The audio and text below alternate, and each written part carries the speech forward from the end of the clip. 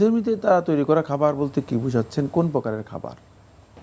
যদি কোনো হারাম খাবার হয়ে থাকে তাহলে সেটা খেলে গুনাহ হবে না, বিধর্মী স্বধর্মী যে বানায় হারাম তো হারাম হবে, হারাম হবে। আর বিধর্মীরা যদি কোনো হালাল খাবার তৈরি করে থাকে তাহলে সেটা খেলে গুনাহ হবে, এ কথা বলা সঠিক নয়। খাবারটা যদি হালাল হয়ে থাকে, বৈধ হয়ে থাকে, তাহলে সেটা খেতে পারবেন, খেলে গুনাহ হবে, এ কথা বলার কোনো সুযোগ।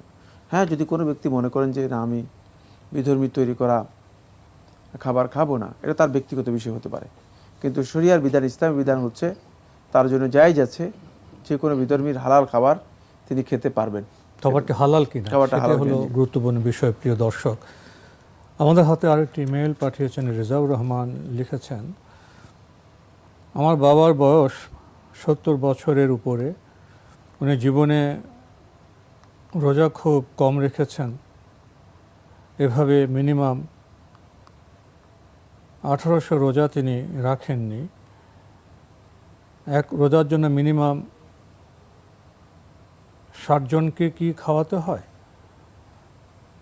এত রোজার কাফারা দিয়ে দেওয়া তো সম্ভব নয়, তওবা করলে কি মাপ পেতে পারবেন?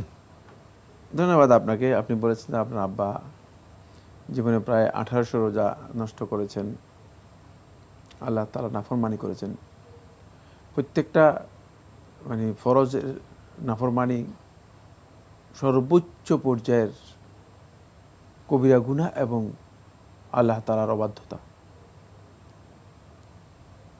আর এটা আমরা জানি, একটা অবাধ্যতাই ইবলিসকে আল্লাহ তাআলার রহমত থেকে এমনভাবে বিতাড়িত করে দিয়েছে যে সারা জীবনের জন্য সে আল্লাহর রহমত থেকে বঞ্চিত হয়ে গেছে। সুতরাং আপনার আব্বার ব্যাপারে আপনি যেটা বলেছেন এটা ভয়ঙ্কর কথা। তিনি যেই সিয়াম নষ্ট করেছেন, রোজা নষ্ট করেছেন, সেগুলোর জন্য আল্লাহ তাআলার কাছে তিনি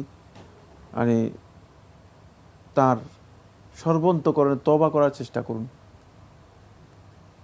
আমি তো আমার কাজ নয়, তওবা করলে আল্লাহ তাআলা ক্ষমা করবেন বলেছেন, কারণ হয়তো আল্লাহ সুবহানাহু ওয়া তাআলা মেহেরবানি করে ক্ষমা করতে পারেন। আল্লাহ তাআলার ইচ্ছার উপর নির্ভরশীল, তিনি ফি মাশিয়াতিল্লাহ, আল্লাহর ইচ্ছার মধ্যে থাকবেন। ইনশা আযাবাহ, যদি ইচ্ছা করেন তাকে শাস্তি দিবেন, ওয়া ইনশা গাফার আলাহ, আর যদি ইচ্ছা করেন আল্লাহ সুবহানাহু ওয়া তাআলা তাকে ক্ষমা করে দিবেন। এটা আল্লাহ তাআলার ইচ্ছা দিন, ফি মাশিয়াতিল্লাহ আযজা ওয়া জাল, আল্লাহর ইচ্ছার মধ্যে থাকবেন। আল্লাহ তাআলা তওবা করবেন, তওবা করে চেষ্টা করবেন তিনি ফরজ সিয়াম এখন নিয়মিত আদায় করতে, যদি জীবিত থাকেন। জীবিত থাকেন আছেন বলছেন না? আছেন।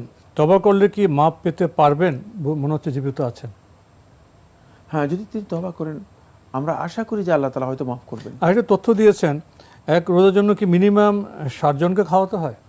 না, এখানে 60 জনকে খাওয়ানো, 2 জনকে খাওয়ানোর কোনো কথা বিধান নেই।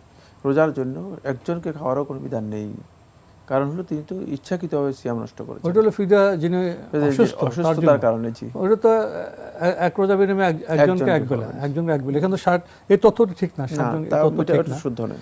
তো উনি তো তওবা করবেন, এটি আপনার, উনি সর্বোচ্চ তওবা করবেন, আল্লাহ সুবহানাহু ওয়া তাআলা ইচ্ছা করলে ক্ষমা করবেন। তবে আল্লাহ তাআলার ব্যাপারে কথা বলা উচিত নয় আল্লাহ তাআলা ক্ষমা করবেন কিনা, বরং উনি আশাবাদী হবেন এবং এখন থেকে আল্লাহ তাআলা আমাকে ক্ষমা করবেন, এবং সত্যিকার তওবা করলে আল্লাহ সুবহানাহু ওয়া তাআলা বান্দার গুনাহ ক্ষমা করবেন, এটাই আমরা আশাবাদী।